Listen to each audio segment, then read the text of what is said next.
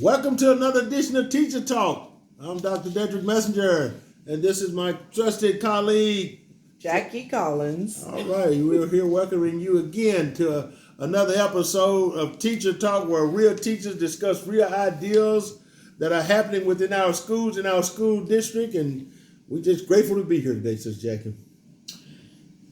What's on the list?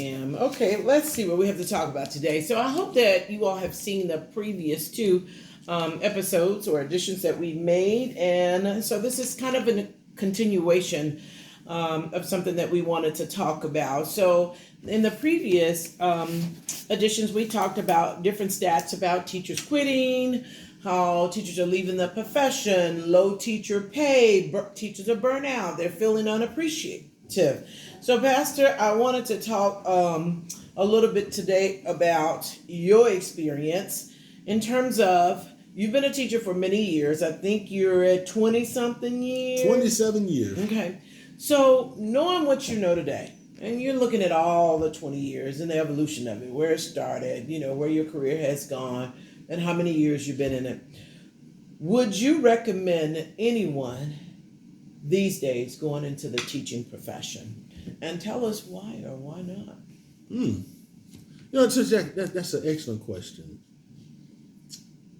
Some days I say yes, and some days I say no. I'm just going to be honest with you. No, I'm going to be honest with you, and this is why. I'm wondering what's a good day and what's not a good day. Okay, go ahead. Some days I say yes, son, and I'm not trying to avoid the question, but the reason I say that is when we get to the point where I look at what I have gained by teaching in transforming lives and giving people hope through education. And I was like, man, I'm glad I'm doing this.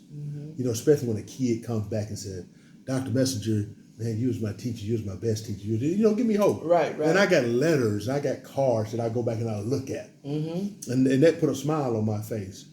But then when I look at my children, let me say it like that, I look at the struggles that I've had in education. Are you talking about your own kids, or are you talking about children? My own children. Okay. I'm looking at my own children now. And if they came to me and said, Daddy, I want to be a teacher. My first thought would be why. There's so much more out there that you can make more money doing. Why do you want to come into something that nobody cares about? That's the way I feel about it. And I've got 27 years now, Sister Jack, and I'm telling you, I'm hanging on based on the fact that, I can see the end. There's a light at the end of my tunnel right now. And so many people don't have that same hope that I have because they're at 5 years and they won't make it because they don't have it. Right. But see, it's the fact that, man, I have a different attitude about teaching. And because I've come through, as we say, a different cut from a different cloth of education, I would say, hey, this is why. I would say I feel good about what I've done, but I don't feel good about going out telling people to be teachers now based on what's happening. But why not? Why not? You didn't. Why not? not? Okay, why not? Let me be more specific if you want me to. Yeah, name. Well, because the way they treat teachers, we're underrated. Well, the pay is not enough that you can support a family with it. Think about it. I'm gonna tell you, we got teachers right now in the Metro Nashville public school system that say they can't afford to live in Nashville. Right, Nashville is very expensive. That's right. So here I'm living in a district that I teach in that I can't live in. When that's the biggest, that's your biggest group of employees in Nashville can't afford to live there. So regardless to whether I really loved and really want to continue this profession, it's just not conducive because everything is so expensive that I can't even live around the population or the community and support that community because I would have to drive another 30, 40 minutes to get to the community. So, and then you got so many voices that dictate education that don't know about education. So many people. So there's nobody out there telling the bridge builder how to build a bridge except for engineers. You see what I'm saying? Right. There's nobody telling doctors how to set a broken arm. I'm just going to say, you know what I'm saying? There's nobody out there telling lawyers how to litigate. Mm-hmm. Everybody has everybody is they'll say honored. Hey man, he's a lawyer. Mm-hmm. Man, he's something. He's a doctor. That's something. Yeah. But say he's a teacher. Man, they look at you like you're nobody. Mm-hmm. We used to be honored. Mm-hmm. When teachers were a pillar of the communities, Mm-hmm. but now we are nobodies, and and I think that's what's taking the air out of a lot of us. We're in it now as 26, 27, 30-year veterans now. You're hearing people that's 26, 27 years. I can't wait till the last day till I get to my 30th year. Wow. You never heard language like that when I started. Mm-hmm. Mm-hmm. You didn't even hear a teacher talking about how long they had taught. Mm-hmm. They were 30, 40-year teachers when I was coming up. And they wasn't saying, I'm ready to get out of here. But now you got teachers saying, and I'm counting the days. Mm-hmm. I'm counting the days.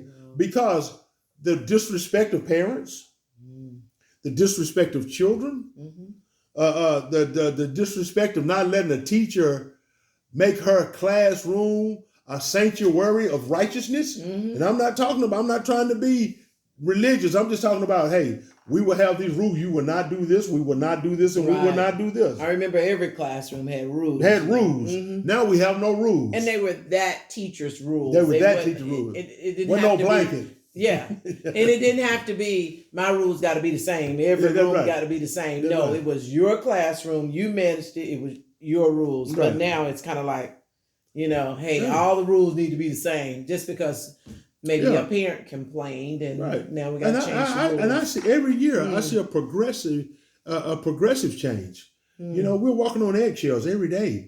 You can't do anything. You can't even buy a kid a pair of shoes without having a fight with somebody. Right. I You agree. understand what I'm saying? Yeah. Kid can spit on you, hit you, kick you, and if you restrain him the wrong way, now you going to jail. Right.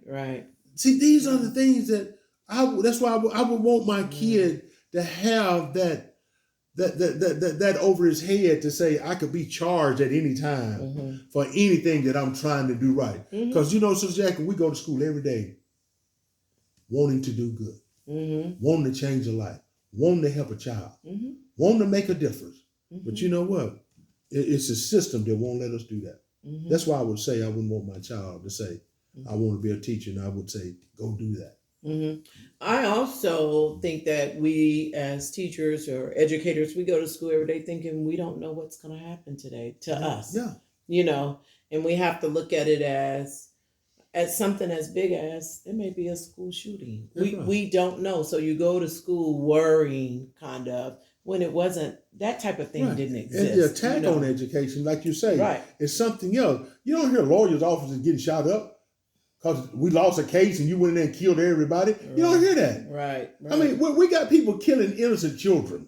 Because just for no reason. Right. And we got all these people, some people want guns in school. Some people don't want guns in school. I'm just talking, what I'm saying? It's like some people say you need all these policemen in school. Some people say you don't. Look what we're saying. But you never put a round table of teachers together to ask, what do you need in your school? We got to just say whatever county X had 200 teachers at a round table discussion, and they talked about what we need. 200 principals, what we need, and you said we're going to take what they need and we're going to put it in place. See, when doctors go say, you know what, man, this old way of doing knee surgery, man, that's for the birds, man. We need liposuction. We need, you see what I'm saying? Right. They went, oh man, you know what? That's a good idea. That's a new technique. Am I right? Right. And they go to it. Am I right? But us, we have nothing to say. I agree. Well, let me move on because I have a couple of questions that a few questions that I want to ask. So, as we look at the profession of teaching and think about how things have changed, and I acknowledge that some things needed to change. Yeah. So if we look at it, so how would you say things have changed? What's so different that's driving education in a negative way? Can you think of what's different? Like, I can start with discipline. I remember when discipline if you call somebody a parent, you didn't have to say anything in school, but I'm going to call your mama, I'm going to call your dad. Right. Okay, things kind of change. Mm-hmm. But now you have parents to say, my child didn't do that. And you saw it with your own eyes. Mm-hmm. So discipline has changed in the way we discipline. It all depends on, to me, what kind of response we're going to get from this parent, or how much money does this parent have and how will they respond? Because if they have a lot of money, then we're more apt to say, well, maybe we should do something different. The rule doesn't apply to this one as it applies to that one. So I know that discipline has changed, which has caused such. Well, I think the whole set of rules for how we run a school has changed. I agree. And first, I'm going to start with the professional teacher. Mm-hmm. Okay, that's good. We are just looking for people now. We're not looking for professionalism. That's a good point. Mm-hmm. We're not looking for professionalism. We're not looking for a strong core belief of what we think education should be. Mm-hmm. Well, no, man, he's going to be too hard on students, so we can't get him in this school. Right. You understand what I'm saying? I mean, we can go like, well, man, what is your take on education? What is your vision? And I tell you what my vision is, and what about anything I want to do in education. And when I bring that to a meeting or even an interview process, I'm disqualified quickly. Based on the fact that he's too hard. That's not who we want to be. Even if I go to the point of just saying, do you believe in paddling? And I go, of course I do. That would disqualify me from any interview that I would stand in. I'm serious. Just that question. It's not the fact, will I paddle a kid? It was the fact, just do I believe in paddling? Right. And I think that the point that we're missing is that people are so out of touch with what's going on behind school walls. Amen. And the reason why I think they're out of touch, because years ago, none of this stuff happened. Right. If a teacher said something, your parents believed the teacher. They controlled pretty much their classroom and everything.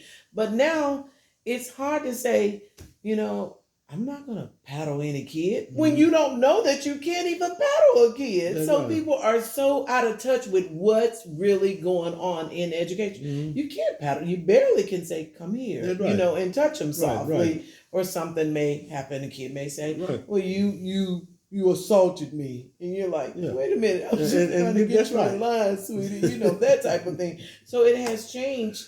And I just think people are so out of touch. When I hear people talking, I'm like, they have no idea what's going on inside of us. And you say that because even we have people that substitute, and they'll come and leave in the middle of the day and say, I can't do this. I can't do it. Not the teacher. Right. They just sub, and they're there just for the day. And they go, man, this is crazy. I can't do this.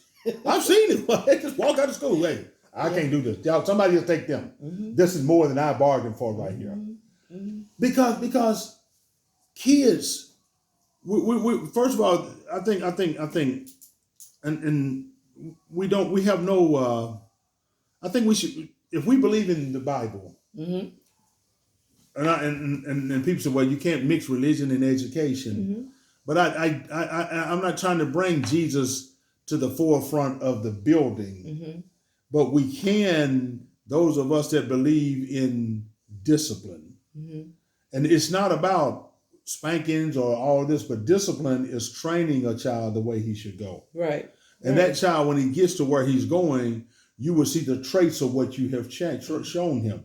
Not saying that he's going to do 100%, but you know what, Sister Jackie, I tell you this, I thought every time I want to do something crazy or say something back to an adult, I heard my mom and daddy say, you better not talk back to an adult. Right.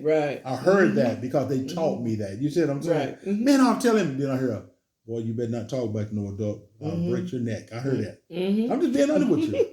I mean, either way go. And see, the thing about it, and these kids, they're bringing in all of these cultural differences with no discipline. And we can't even have just a blanket sheet and say, what are we not going to tolerate in our class? We would not talk out. We would raise our hand.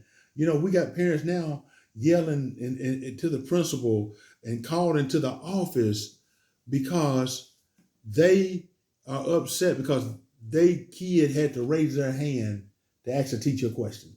He couldn't just blurt in. Or the flip side in high school, you can't call on a kid if they don't raise their hand. Yeah. I mean, they're So you're saying we're having an open discussion and we're talking about, I'm just saying basketball. Yes. And I go, Sister Jackie, who do you think the best basketball player in the world is? Right. I couldn't call on you like that. No, you can't. There's some kids that parents call the school. You can't call on their kids like that. They're not going to raise their hand. They're too shy or don't talk or what have you. And you can't call on them because they're too afraid to talk in front of others. Yeah. Isn't that the place where it should stop in high school? Well, I think even it should if you be. allow that your kid, you're raising your kid. But you know, it's a catch-22. Because if you was giving out scholarships and they didn't say I want one, now you'll be mad. Right. Well, she didn't have to raise her hand. No, but she ain't got to raise her hand now. Now she ain't got to raise her hand. You know, well, you should have just gave it to her. You know she wanted it. That's not what it's about. You know, as educators, we're supposed to be prompting children to get involved in conversation. You know, I mean, to advocate for themselves. There you go, and learn how to debate. Let me say that because we're getting arguments and debates mixed up sometimes. You know, and our kids need to learn how the difference in debating if what their point against somebody else's point as opposed to arguing, because those arguments turn to fight sometimes. Effective That's right. communication. There you got to learn how to effectively communicate before you can be successful. And we're teaching that now. I teach a lot of that in my class because, you know, I teach art and I teach a lot of critiquing. And people go, you know, some of the students go, that's ugly. I said, that's not the effective word to use for this picture. May not like it, but now tell me what you don't like about it. Right. You know, you may not like the color red or blue or green. Talk about why how you could have used those colors in a different way, but don't say it's ugly. Right. And see, and by letting our kids be vocal, sometimes we can train them how to use their words in a nice way. Let me say it like that. And a constructive way. Speak, yeah. So that right there within itself, Sister Jackie, is something that if I can't call on you, you know, I just hold on a second, Pastor. Can you just imagine your kids going to college, your own kids, and sitting in a college classroom and the professor not able to call on you? I just can't even imagine that in college. But let's stop right there. You said college. So are we saying, Sister Jackie, that we set now our kids up for failure when we put in such parameters? Because once they leave that high school setting, it is no longer a safe haven for not being called on. It's not a safe haven for not being held responsible, for not being in class on time, or you know what I'm saying, or whatever you have to pay. I mean, because you know, college is all about being on time, paying on time, doing everything on time. Am I right? Come into a classroom. We done seen it too many times. Late. Professor say, you know what? You're here, but you were absent. I'm gonna mark the absent. Right. That's his rule. How can you be successful in a setting like that? Yeah. How can you? Yeah. Be successful when you don't know when the professor is going to call on you. Right. And you're probably so anxious and so nervous and so worked up that you can't. How can you be successful through that? You know, if you're worried about, oh, he's gonna call on me, because they just stand up there and talking and Mr. Messenger, what do you think about that? Right. You know, Mrs. Collins, what do you think about that? That's how from what I remember, you know, you didn't even have to raise your hand. They just kind of asked, what you think. And you said something because I remember in college, me and one of my fraternity brothers was having a discussion, and the professor just happened to hear it. He go, now I heard you guys say something earlier. You know, that plays right into what we're talking about. How do you feel about this? That right there within itself, he already knew our opinion, but he thought it was pertinent enough to bring it into the discussion of the class because he said, this is going to open up some some discussion with everybody else. And sure enough, it did open up some discussion. Right. And you know what? And we were like, man, I was happy to talk about it. Mm-hmm. But see, and now if I can't do this in high school, How you gonna do it in college? well, you know, I mean, we can't even tell kids our history. Mm-hmm. You know, man, how you get that scar on your face? Mm-hmm. You can't even go back and talk about, you know, if it was done ill-advised by somebody, you know, or whatever. Well, you can, but you run the risk at That's right. who they're gonna tell, There and you who's go. gonna find it offensive, and why Right. you talking about that. Right. And I'll be honest with you, there's some stuff that's talked about. Like I see on news or something, teachers announcing that they're pregnant to their little Yeah. second graders. You know, I'm like, why does a second grader need to know that you're You're pregnant? pregnant. You know, you're coming to work to teach. So there's some things that talked about at school that I don't necessarily agree with. Again, if you tell them too much, or you tell them the wrong thing, or if somebody thinks it's the wrong thing, it could be okay. And Then I think, you run the risk of something happening. and I think that's the problem right there, Sister Jackie. Mhm. We're a dartboard. Mhm. Whatever you want to hit on me today, Yeah. just throw it. Well, Boom. that's what I said. We go to I word can, about I that, can right? open that up right there. Mhm. Well, you know, I can open that up. Mm-hmm. I mean, there is nothing. It's interesting. Watch this. It's interesting that an NBA player can't say that a referee made a bad call. Mm. Mm-hmm. Oh, he gets fined. It's They just shut your him up. opinion. That's You just know, your I opinion. think it was a How do you bad feel about that last call? You can't even say nothing. call. Mm. How do you feel about your child's teacher? He's the worst person I ever known. I mean, that's slander. You don't know me. I mean, but we allow that, and you want me to stay in the fight Right. to say, man, you know, I'm a warrior. Right. I'm this teacher, and I got parents out here saying, let's boycott Messenger's class because you know he's doing this or doing this and he's doing this. We want to change. You know, Mhm. everything. I tell people all the time, as a business owner, also, Mhm. the customer ain't always right, and we put that in place. We let the customer be right, Yeah. but there are days that we have to tell the customer, "Hey, man, you need to leave my business. Mm-hmm. Mm-hmm. You need to leave my business." But in a school setting, you know, Yeah, it's and we can't kinda do like that. We can't do that. It's like the And- parent is but always right. but there are days I think the principal needs to say that is not going to be discussed Mm-hmm. about one of my teachers Mhm. before I speak to my teacher. Well, I think it used to be like It that. did. Don't you think? You know what? We Yeah. were never drugged to the office, to the forefront of central Mhm. office or anything. Mhm. If they said a teacher did something, the Mhm. first thing they did is had a meeting with that teacher. Mm-hmm. But now you know what happens, Sister Jackie? Mm-hmm. The news is there before the teacher even knows that there's any kind of allegation. Exactly. They knock on the door. You just been charged. Like, what I'm charged with? I'm here teaching. Yeah, that's right. That's right. I'm in charge with. Well, this kid say what? Oh, we got the wrong teacher. That's happened so many times. Am I right? Yes. Wrong school. Right. I mean, we do this all the time. Policemen knocking on doors, and people that ain't done nothing, and they, You're you know, the that's wrong a different house, story you right know. there. Mhm. But I'm talking about teaching now. Right. I've seen it. Well, what did I do? Oh, that's the wrong teacher. And you got we got him on camera. And you know the thing about this, Jackie. I want to say this based on that because I think it's very important Mm-hmm.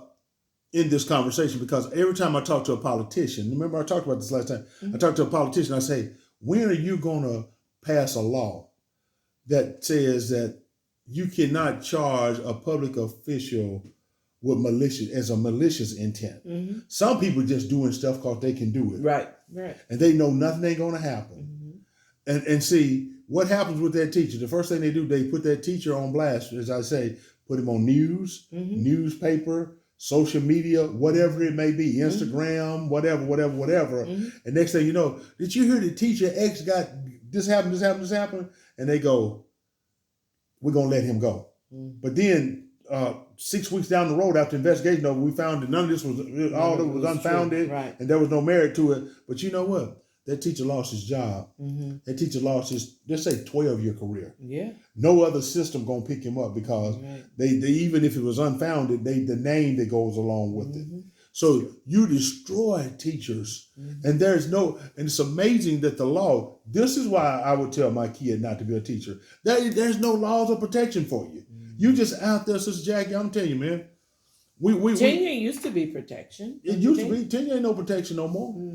You know, I mean, and the way they got tenure now set up in school, if you don't make a certain grade or a certain score in so many years, you ain't gonna get it anyway. And that's all based on how much the principal like you in some schools. I'm just being honest with you. Okay, let me go on to the next question. Okay, just based off the conversation we're having, can you think of some things that shouldn't have never changed as it relates to education? That, the thing that I was reading about some information today, and I'm not so sure that we should have ever said no child left behind. Although I agree, no child should be left behind. But we gotta have, if you don't create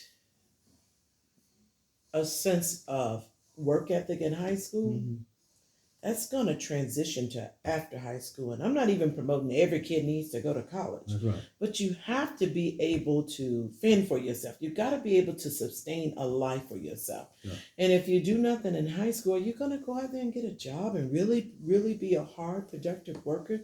So some things that should have never changed. I'm going to tell you what should have never changed. Okay. We had a program called VOTEC. Yeah.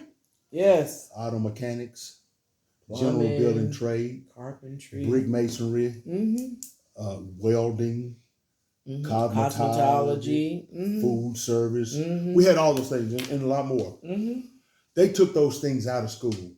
Those were hands-on trades that were being taught to children and students that when they left, I'm today, I'm a product of general building trade. We call it GBT. And because of that, I have saved thousands of dollars just on my own properties, building on my house, doing things, knowing how to do things. Doing it yourself. Showed me how to do it because I got involved with it. My daddy was an auto body repairman. He was a teacher over there. These guys started their own businesses. I got friends that was in brick masonry that started their own business in brick businesses, metalworking. I mean, all those things showed these guys how to do things. And a lot of these guys went out and went to trade school and come out of trade school already went to trade school already knowing how to do this. They had to get a certificate. Now, cosmetology, if you started in the 9th, 10th grade, you could, by the time you got out of 12th grade, you had enough hours. All you had to do is take the test. Take the test, right. So here we are. You took that with No Child Left Behind and all this stuff that every child would go to college and all this stuff. It sounded good on paper and to the voice, but we had to be realistic. 100% of people are not college educated material. Let me just say it like that. Everybody is not set to go to college. That's why we have remedial courses. That's why we have special education. I'm not trying to put anything on people, but everybody that's not there. You can't put everybody on a college track. Yeah. You can't do that. So now what you did, you took a group of people and you put them somewhere that they were never going to succeed. So now you just put them like No Child Left Behind. We're going to make sure that every child is exposed to this. I don't need to be exposed to calculus when I can't do math. Basic math. I'm just being honest with you. I'm laughing, but that is true. I don't need to be exposed to algebra 3. Man, I need basic math. And I think one of the things, again, let's go back to that. I think we should keep a reading, writing, arithmetic agenda. Just to show. Well, we got 3rd and 4th graders can't write their name, can't spell their name, can't tie their shoes, basic things. Why? These are the things you told us. We don't write no more. Don't teach them how to cursive write. Right. Don't teach them how to print straight. All these things are taken out of school education now. Everything. These are things that we shouldn't change. Some things you have to leave basic. Baking bread, it still take yeast. You just can't take it out.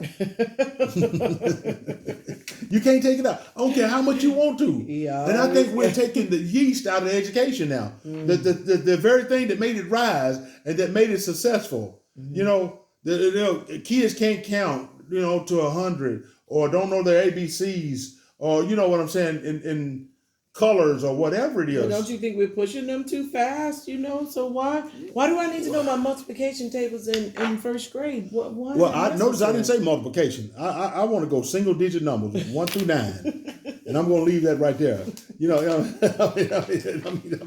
I'm not pushing you. I'm trying to get you with basics, Sister Jackie. Right. I want you to know your primary colors. Some of your adults don't know that. Red, yellow, and blue. I want you to know your secondary colors, green, orange, and purple. These are the things, I guarantee you. I had a teacher that finally come in and said in my class, because she was following a student and had to go with him to what we call special learning. She finally got into the art classroom. Okay. And she said, you know what? This is so exhausting. And she said, I didn't know you taught this. She said, I always thought it was just a coloring book thing. She said, this is about history. This is about numbers. This is about fractions. This is about knowing this and just so many different aspects of art and what you have to do. She said, man, you say pick out your get your primary colors out. I didn't know what you was talking about. Now she's an adult. You see what I'm saying? Right. You talking about a teacher now. Right. And I said, get your primary colors out. You got kindergartners. Everybody went and got their 3 colors. She couldn't understand that. But I'm just saying, if we just get back, these are the things I was taught. Back to basics, yeah. Watch this. And Sister Jackie, you grew up in this era. My parents came home for lunch every day. I had to have a tablet with stuff wrote on it. I had to write numbers, ABCs, 1, 2, 3s, whatever it was. Reading, writing, arithmetic. They prepared me for kindergarten. So when I got to kindergarten, I knew how to write my name. I knew how to write my letters. I knew how to stay inside the line. I knew just basic things. And we're not putting our kids in front of the TV, but we got kids that can tell you more about a show, about the games and all that stuff like that, about killing people and doing harm to folks. And you said, have you watched Sesame Street? Have you watched Electric Company? Have you watched anything on PBS educationally? I say no. So we got to get back to putting our kids in front of Schoolhouse Rock, in front of these things that was educationally sound. See, we even took that off the TV because we thought it was old. But you know what? I poured something Very out. Educational. I poured something out about a month ago, and a teacher she was having trouble with a little boy with math. I had an old number line in my classroom with the beads on it. She said, Dr. Messenger, you know what? That's the best thing he ever had. He learned how to pour them beads. Take 5 of them over here. Now take 2 away. Oh, that's 3. You see, that's what we use. That's what we use. Yeah. These computers and stuff and all that stuff, man. It sounds good, but something we have to get right back to the basics of. And I think we need to look at that in education for as having a basic standard for kids that are, as we call, learning disabled. Okay, last question, and I'm gonna let you answer it, and then I'm gonna let you wrap it up with it. Just in your opinion, do you think teachers are still passionate about what they do? I do. You know what? You can have passion and be burnt out. That's true. You can have the passion. I'm passionate about a lot of things, but I can get burnt out. And see, in my burnout stage, what keeps me going is the fact that I got somebody over here to say, keep going. See, now in education, you don't have any cheerleaders on the sidelines, Sister Jackie. No, one of my mentors, I can name her and I know she won't mind. Miss Ida Thomas was a 43-year-old veteran when I walked into school my first day. And she gave me wisdom. Told me what to do. Told me what to stay away from. Told me how to behave. What to say and how not to say it. You see what I'm saying? She had a passion for teaching. So when you seen a newcomer come in, oh man, you know what? I need to bestow some wisdom on that kid. I believe he can be a good teacher. I believe he can be a good teacher. But you know what? He gonna need something. How many of us now, when a new teacher walk in, that we attach ourselves to them to show them the ins and outs of what needs to be there? Right. We will let them quit and ask the question, whatever happened to? Yeah, exactly. And not try to do much to save them. Yeah. Yeah. Mhm. You see what I'm saying? Yeah. And I think that's what I'm saying. I think we can have that passion, and we can have burnout too. And I think that's what's happening. That's what's keeping the older teacher there now, because we have a passion for teaching. Right. But we burn out, Jackie. Right. Mm. We burn out. Well, I guess this will end right here. We're a little bit over our time, but it's been a very good discussion. And I don't know. I could say I probably would recommend someone to the profession, but what I would like even more is they start creating classes in college to let future teachers and future counselors really, really know what's going on, what they're up against, so they can make a good, profound decision and be ready when they walk through the school doors. So Let me add something to that. Okay. And you know what? That right there, like you say, on any given day, I would say yes or no. I don't know how I would feel, but I dealt with my kids.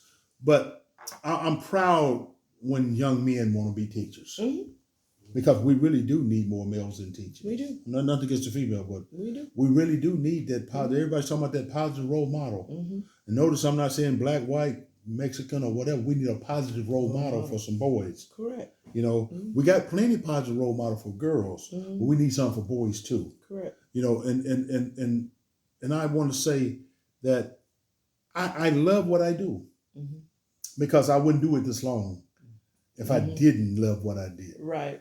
So I'm not going to say that teaching is the worst thing that could ever happen or the worst thing that you can do. But some things really do need to be changed, Sister Jackie, what you're talking about. I agree. And as we wrap this up, I just want us to know out there, if you're watching this and you may not be a teacher, you may be a parent, support your local teacher, support your local school, your local principal. What can I do to make their job easier? Yeah, or what I can do to support them. Yeah, and support does not mean that you're not going to be, you're not going to disagree sometimes. It's okay to disagree. It's how you disagree. How you disagree. But yeah, you 100% need to support teachers as well as supporting schools. I support all kids that are in school. So when I have to speak to my kids' school, I speak on behalf of all the kids. All the kids, that's right. And we're an advocate for those children. For all of them, yes. Well, we're at the end again of another session. Again, this is great. This is great. Guys, I hope leave your comments when we finally get all this together. Y'all know, man, this is what it's about. We're teachers. We have a voice too. Right. And I want you to have a voice. And I just want you to know that our opinions are not that of any institution that we work for, but it's all about what we think, as educators. So we would hope that you wouldn't charge that to anybody that we're working for. But we thank you today. Have a conversation. Thank you for joining in with us. And in the future, we will see you again on our next podcast. God bless you.